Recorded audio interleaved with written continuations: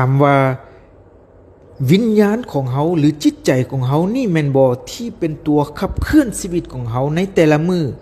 นับตั้งแต่มือเฮาเกิดจนฮอดมือเฮาตายคำตอบก็คือแม่นแล้วเป็นหยังข้าพเจ้าจึงว่าแม่นแล้วถ้าท่านยังจื้อได้ข้าพเจ้าเคยเว้าผ่านมาแล้วว่าตัวของเฮานี่ประกอบด้วยองค์ประกอบที่สำคัญอยู่5อย่างหลักๆ5อย่างมีหยังแด่1รูปกายของเฮา2ความรู้สึกของเฮา3ความจื้อจำของเฮา4ความคิดปรุงแต่ง5การรับรู้หรือการรู้แจ้ง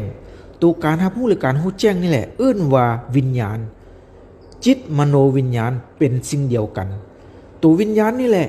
เข้าไปตั้งอาศัยอยู่รูปความรู้สึกความทรงจำและความคิดปรุงแต่งถ้าบ่มีวิญญาณหรือจิตใจนี่เข้าไปรับรู้สิ่งดังกล่าวนั้นที่กล่าวมานั้น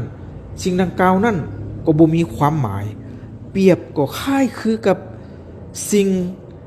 ดังกล่าวนั้นร่างกายก็ดีความรู้สึกก็ดีความทรงจำก็ดีความคิดปรุงแต่งก็ดีเปรียบคือกับอุปกรณ์เปรียบคือกับรถแต่จิตวิญญาณนี่เปรียบคือคนขับรถ